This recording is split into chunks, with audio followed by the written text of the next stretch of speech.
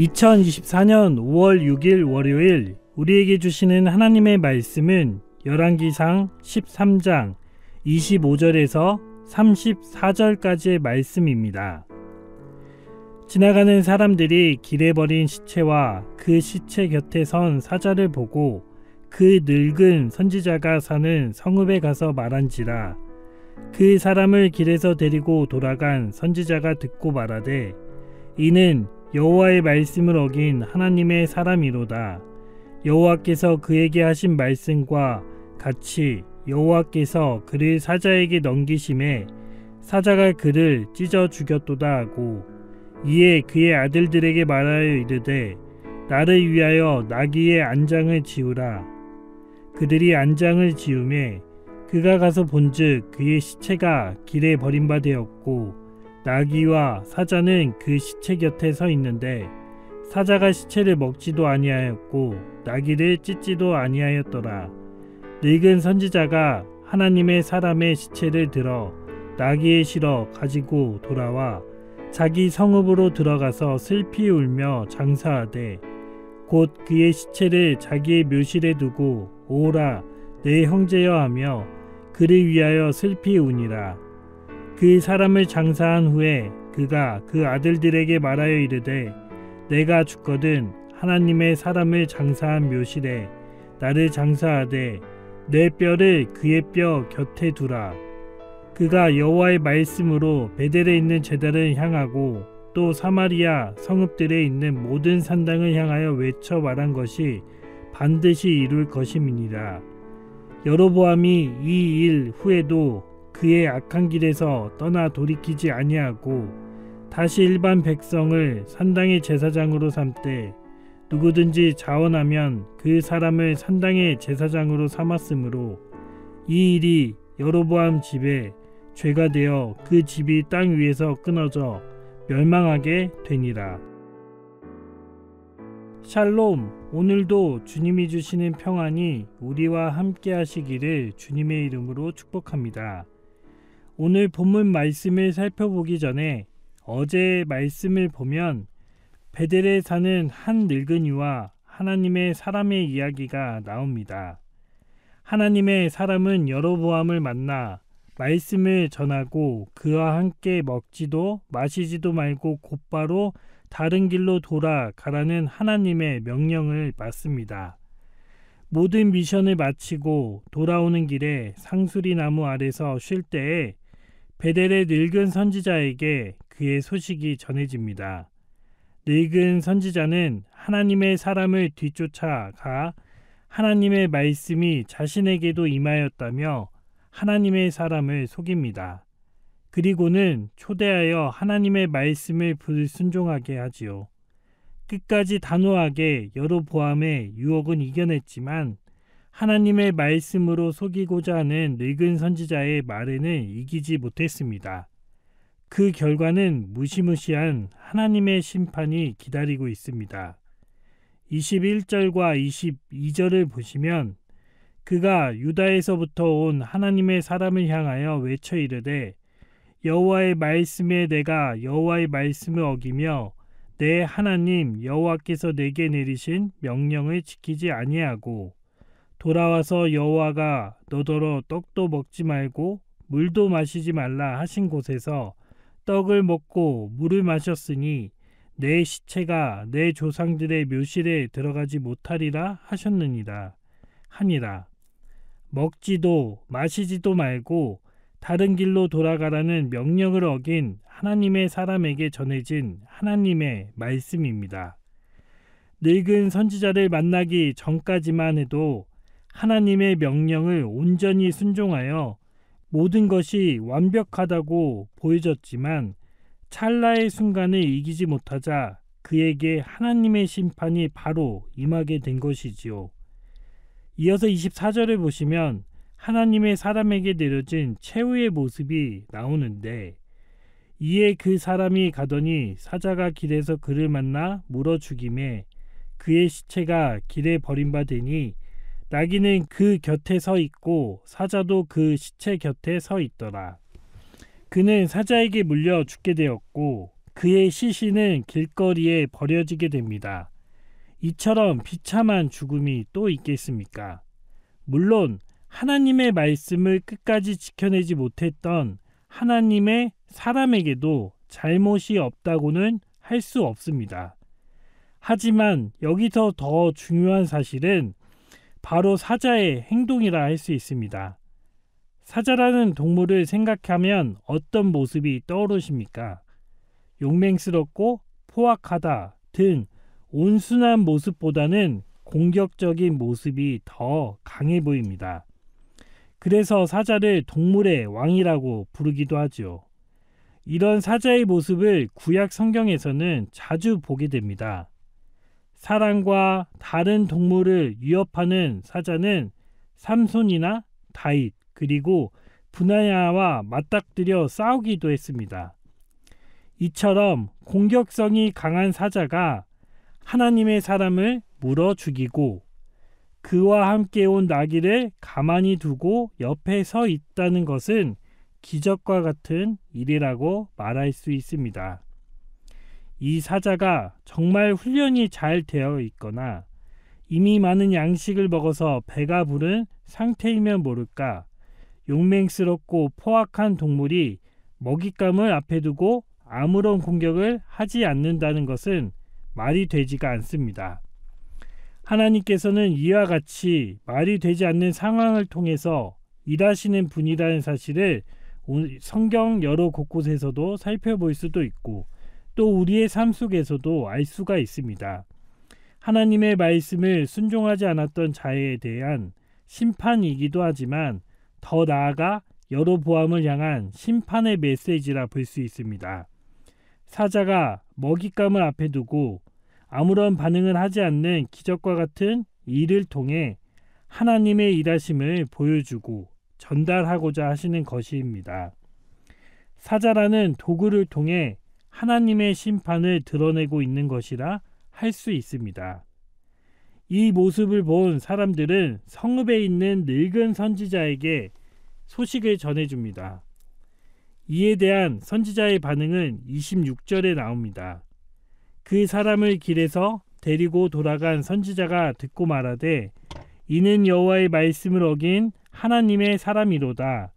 여호와께서 그에게 하신 말씀과 같이 여호와께서 그를 사자에게 넘기심에 사자가 그를 찢어 죽였도다 하고 하나님의 사람이 비참하게 죽게 된 것은 다름이 아니라 하나님의 말씀을 어겼기 때문에 순종하지 못했기 때문에 죽게 된 것이라고 말하고 있습니다. 하지만 이 말을 입 밖으로 꺼내면서 아차 싶어 하나님의 사람이 전했던 말들이 생각나지 않았을까 생각해 봅니다. 아무리 하나님의 말씀을 듣지 못하고 보지 못하는 영적인 무감각함에 빠져 있었던 사람이라고 해도 하나님의 말씀에는 큰 위력이 있다는 것을 깨닫게 되는 순간이었을 것입니다. 사자가 먹잇감을 앞에 두고 손을 대지 않는 기적과 같은 상황을 만드시는 하나님의 일하심을 경험하게 되자 온몸에 소름이 돋을 정도로 놀라게 되지 않았을까 생각이 듭니다. 그리고 자신의 속임 때문에 하나님의 말씀을 순종하지 못해 비참한 죽음을 맞이하게 된 하나님의 사람에 대한 미안한 마음과 죄책감도 가지게 되었을 것입니다. 29절과 30절을 보시면 늙은 선지자가 하나님의 사람의 시체를 들어 나귀에 실어 가지고 돌아와 자기 성읍으로 들어가서 슬피 울며 장사하되 곧 그의 시체가 자기의 묘실에 두고 오라 내 형제여 하며 그를 위하여 슬피 우니라. 베델을 향한 하나님의 심판의 메시지를 깨닫게 되는 순간이기도 하지만 인간적으로 하나님의 사람에 대해 진심을 다해 애통하기도 합니다. 여기서도 하나님의 사람에게 하신 말씀이 이루어지는 것을 볼 수 있습니다. 22절의 말씀입니다. 돌아와서 여호와가 너더러 떡도 먹지 말고 물도 마시지 말라 하신 곳에서 떡을 먹고 물을 마셨으니 내 시체가 내 조상들의 묘실에 들어가지 못하리라 하셨느니라 하니라. 기적과 같은 일들, 하나님의 말씀의 성취들을 통해 하나님의 말씀은 반드시 이루어진다는 것을 피부로 느끼게 되는 순간입니다. 하나님의 사람이 하나님의 말씀을 끝까지 지켜내지 못한 순종의 모습, 그리하여 비참한 죽음에 이르게 된 것을 보고자 하는 것이 아니라, 또는 하나님의 사람을 속여서 하나님의 심판에 이르게 한 늙은 선지자의 잘못을 고발하고자 하는 것이 아니라, 이들의 모습을 통해 드러나게 된 하나님의 모습은 반드시 하나님의 말씀을 이루신다는 것입니다. 그 모습이 어떤 모습이든 간에 하나님은 일하시고 보여주십니다. 이에 대해 늙은 선지자는 이와 같이 반응합니다. 31절과 32절의 말씀인데, 아들들에게 유언을 남깁니다. 자신의 뼈를 하나님의 사람 곁에 두라는 것입니다. 하나님의 사람을 속여 죽음에 이르게 했지만 하나님의 말씀을 깨닫게 되자 자신의 죽음을 통해서까지 하나님이 주시는 메시지를 선포하고자 하는 모습을 보여줍니다. 하나님은 하나님의 사람을 통해서도 일하시지만 늙은 선지자를 통해서도 일하시는 분이라는 것을 오늘 본문을 통해 드러냅니다. 하나님의 말씀은 변함이 없으시고 반드시 실현될 것이라는 사실입니다. 늙은 선지자에게 분명한 잘못들이 있었지만 이와 같은 사실들을 분명하게 깨닫게 하시고 다시 하나님의 말씀을 선포하는 모습을 우리에게도 보여주고 있는 모습이지 않나 생각해 봅니다. 늙은 선지자와 다르게 여전히 하나님의 말씀을 깨닫지 못하는 여로보암의 모습이 마지막 33절과 34절에서 나옵니다. 하나님의 사람을 통해 하나님의 말씀을 들었고 말랐던 손이 펼쳐지는 기적을 경험했음에도 불구하고 여전히 변하지 않는 모습을 보여주고 있습니다. 그의 모습을 이 일이 있은 후에도 그의 악한 길에서 떠나 돌이키지 아니하고 라고 기록합니다. 레위 지파가 아닌 일반 백성이 누구든지 원하면 산당의 제사장으로 임명하는 등 하나님의 말씀이 아닌 자신의 뜻과 계획대로 나아가는 모습을 또한 보여줍니다. 하나님은 하나님의 사람을 통해 늙은 선지자를 통해 죄를 깨닫고 돌아올 수 있는 기회를 제공했음에도 불구하고 끝끝내 돌이키지 않는 여로보암을 결국에는 심판하십니다. 많은 기적을 경험하고 하나님이 주시는 은혜를 맛보아 살아도 깨닫지 못하고 돌이키지 못하게 된다면 결국에는 하나님의 심판을 받게 된다는 것을 여로보암의 모습을 통해서도 확인해 볼 수 있습니다. 늙은 선지자와 여로보암 두 사람의 차이는 하나님의 말씀을 깨달았는가 깨닫지 못했는가입니다. 하나님은 마지막까지 하나님의 말씀을 깨닫게 하시기 위해 기회를 주시는 분이십니다.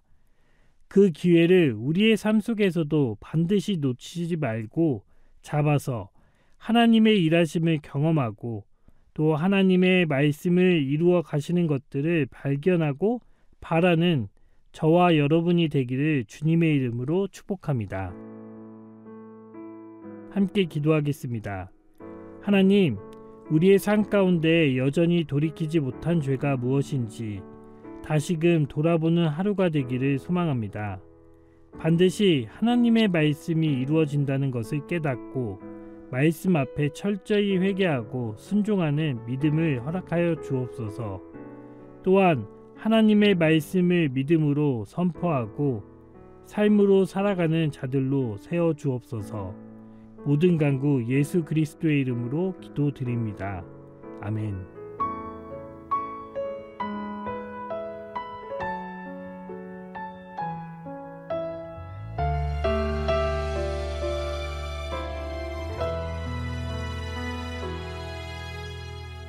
이 땅에 하소서.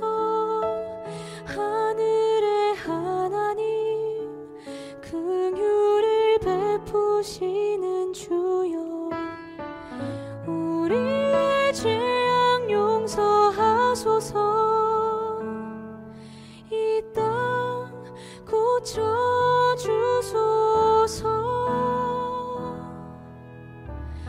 이제 우리 모두 하나 되어 이 땅에 무너진 기초를 다시 쌓을 때, 우리의 우상들을 태우실 성령의 불 임하소서. 풍의 불길 타오르게 하소서. 진리의 말씀 이 땅 새롭게 하소서. 은혜의 강물 흐르게 하소서. 성령의 바람 이제 불어와. 오 주의 영광 가득한 새날 주소서. 오 주님 나라 이 땅에 임하소서.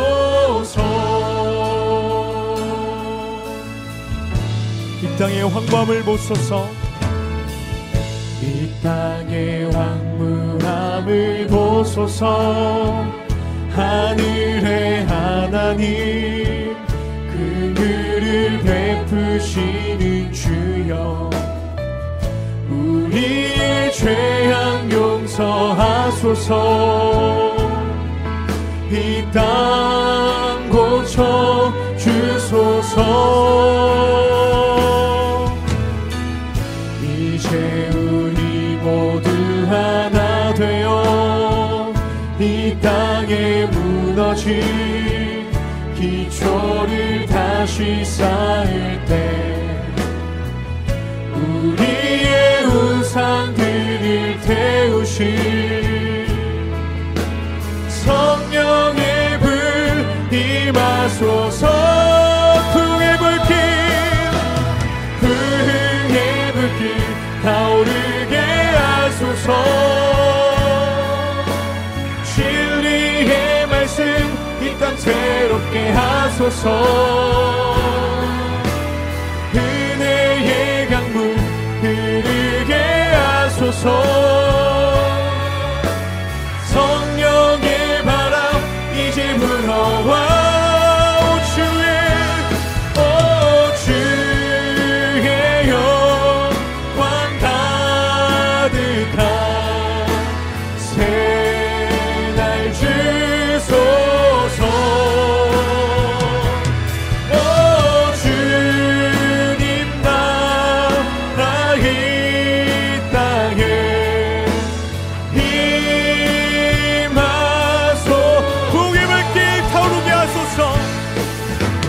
풍의 불길 타오르게 하소서. 진리의 말씀 이 땅 새롭게 하소서. 은혜의 강물 흐르게 하소서. 성령의 바람 이제 불어와. 오 주의 영광 가득한 새날 주소서. 오 주님 나라 이 땅에